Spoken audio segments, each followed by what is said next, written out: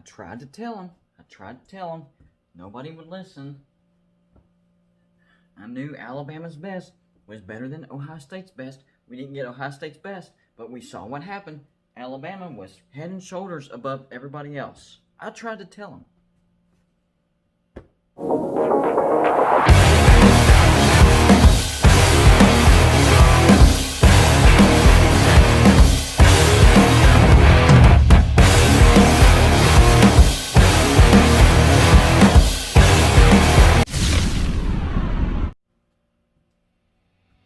What's going on, everybody? It's me again, Golden Blue Dude. And if you haven't already, go ahead and hit the like and subscribe button. I do videos every single day, either college football or college basketball. And all you got to do to support this channel is hit the subscribe button.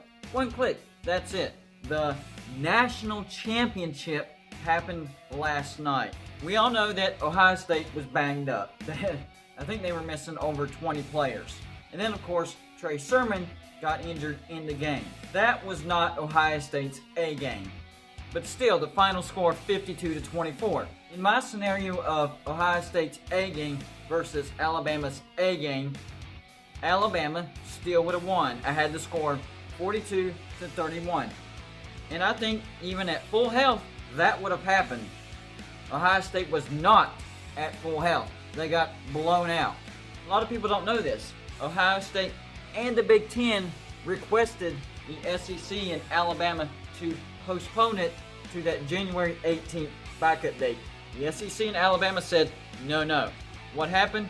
We get this blowout. I guess Alabama didn't even want a kind of competitive game. Look, I firmly believe that Alabama still would have convincingly beat Ohio State. But what we saw last night was straight up boring. The entire playoffs was boring. And that's why I have advocated for the 12-team playoff. Top 4 seeds get a bye, so there's still a reward in getting the top 4 seeds. You don't have to play in the first round, which those would be labeled bowls. And then whenever they get to the top 4 seeds, that would be a bowl as well. Then it would move on to the semifinals, not called bowls, and the national championship, not called bowls. Nick Saban won his 7th national championship, making him #1 all time. There is no dispute now. Nick Saban is the all-time greatest coach in college football. That dispute is over. Nick Saban has more national championships in college football than Michael Jordan had in the NBA. That's crazy. Michael Jordan had 6 NBA final championships. Nick Saban has 7.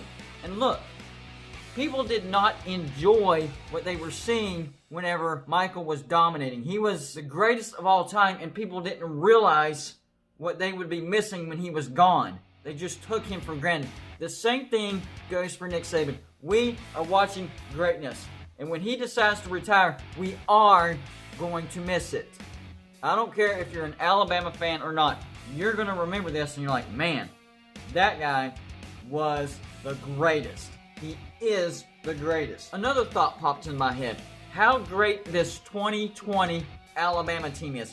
I think they're right up there with the 2019 LSU team and the 2001 Miami team. That 2001 Miami National Championship team, that was basically NFL players playing college football. We've had these comments throughout the year that as good as Alabama looked this year, they still weren't as great as the 2019 LSU team. I beg to differ. They pretty much dominated everybody just like that team did. They dominated the playoffs just like the 2019 LSU team did. They dominated the national championship just like the 2019 LSU team did.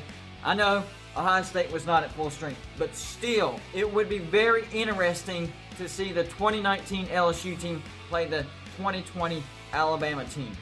I know that's a scenario that can never happen, but man, that would be a great game. And let's not forget about the 2001 Miami Hurricanes. All-time great. I think those 3 are the 3 greatest teams ever in the history of college football. You can make arguments for other teams. There's some Nebraska teams out there. The Texas team that won the national championship, USC. You can make arguments, but in my mind, it's the 2020 Alabama, 2019 LSU, and the 2001 Miami Hurricanes. Those are the cream of the crop. Those are a rarity in college football. We have national champions every single year, but rarely do we see teams dominate their opposition like those three teams did. What we witnessed this year was back-to-back greatness. Last year we saw greatness in LSU. This year we saw greatness in Alabama. Is there a team next year that we could see greatness in? There's a few that pop into my head. Alabama's not one of them.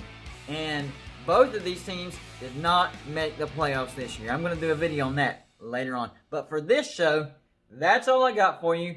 Like and subscribe if you haven't already. And I'll see you on my next show.